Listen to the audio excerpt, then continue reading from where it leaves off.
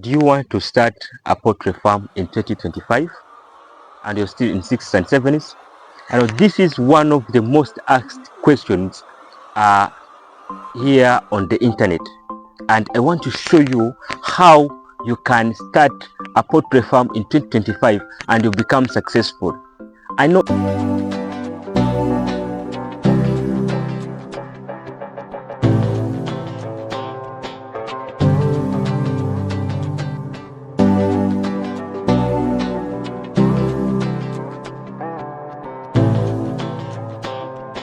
easy than you think starting a poultry farm. So what do you need to start a poultry farm? First of all, you need a practical knowledge about the poultry farming. You understand? So before you think of anything, you first need a practical knowledge, not a theory, not a theological or a theoretical. You need a practical knowledge about poultry farming, meaning that you need to visit the farmers, you need to consult the professionals, you go to the farm, you first see how they are doing it, how they are managing their farms. So after acquiring that practical knowledge, or you can also acquire this practical knowledge by seeing how I'm farming here on my YouTube channel. So first of all, if you want to start your own poultry farm, you can subscribe to this YouTube channel. Scroll down and watch the videos I have done on this YouTube channel about the poultry farming, because I've done around close to 300 videos, and all are about poultry farming. So you can still go watch the videos, ask the farmers, go to the private organizations, so to see how to acquire that knowledge. So after acquiring the knowledge, you need to start a poultry farm. Then you need to select a very good location for your farm. It is very good, or it's the best when you can select in the village.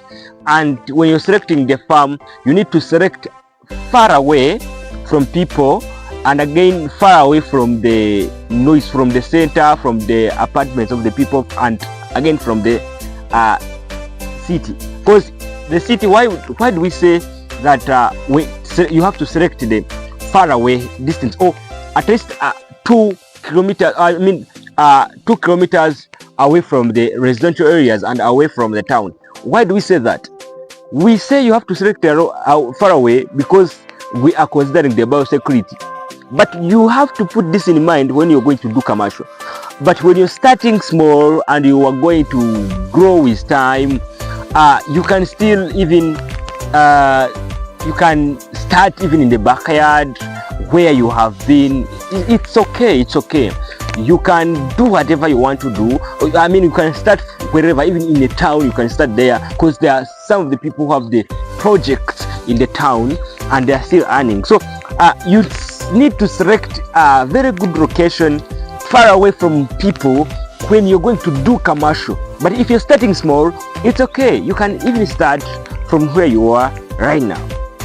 Then after selecting the good location, then you need to construct a very good poultry house.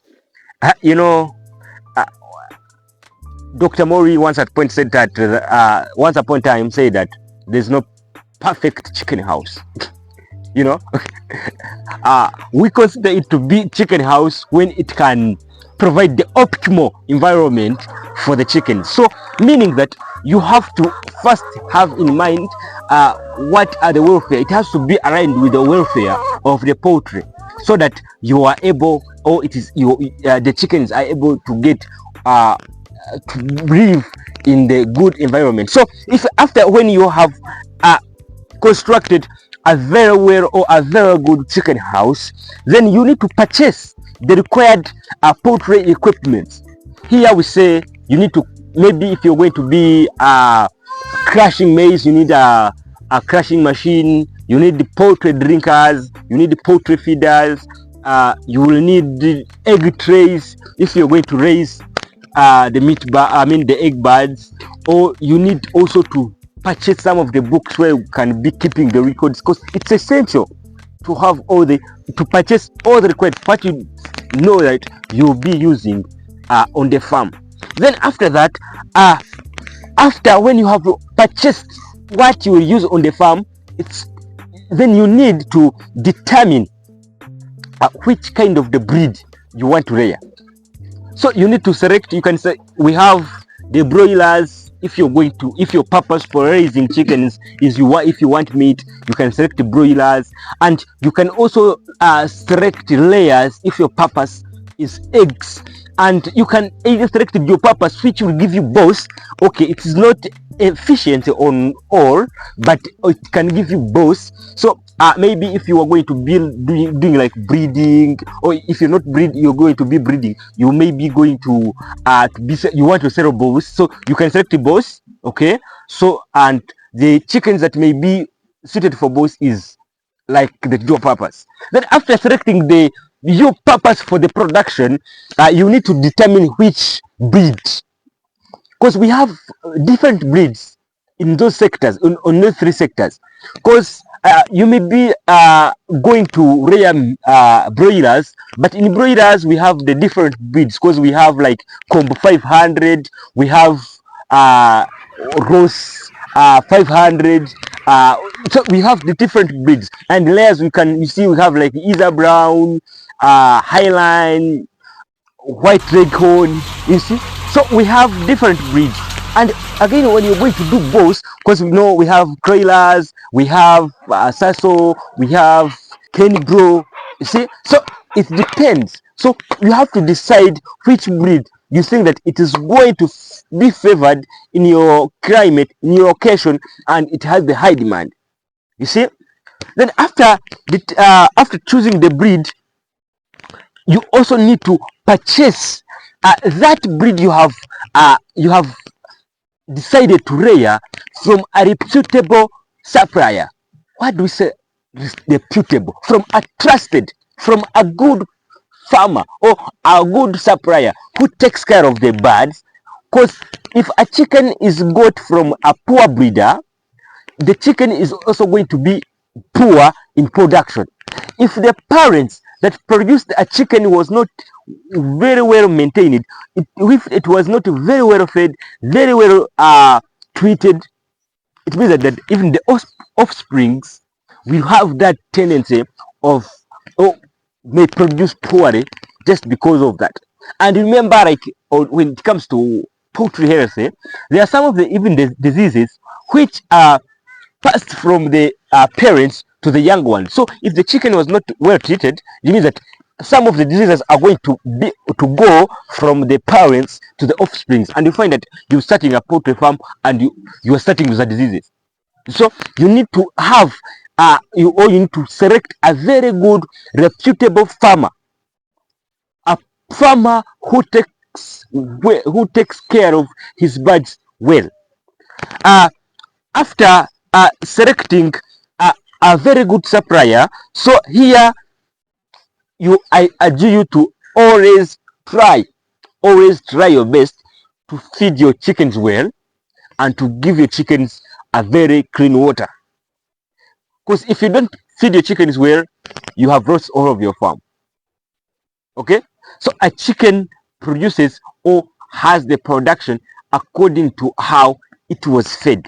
So you need to feed, always try your best to make sure that you feed your chickens well at your maximum. Last but not the least is make sure that you have a good contact, or you are in good contact with the vet in your area. So you have to make sure that you know the vet in your area, because you always need to consult him or her so that he can guide you on how you can take care of your birds well, so that they doesn't fall sick, because they might fall sick and the disease that come wipes whole your farm. So you have to make sure that you have good contact with the vet in your area. Then here the bonus is I'm giving you this bonus, that try to determine the demand before you select all of this, or before you have anything in your mind that you're going to start a poultry farm. have this in mind, that you have to always try to understand the demand in your area. Because when you are going to poultry farm, to own or to start a poultry farm, and you're going to serve the demand that have been in your area. If it's eggs, then you're going to do egg production, or if it's meat, and you're going to do meat production. You mean that you already have the local market conquered. You see that? Then another thing is that you should always try to do records. Try your best to make sure that you have the good record keeping, because you have to record the cost of production, and then you record your income, so that you will be able to know how much you're making from your poultry. That's when you determine, or you will understand the amount of the money you're getting from the chickens and amount of the money you're spending.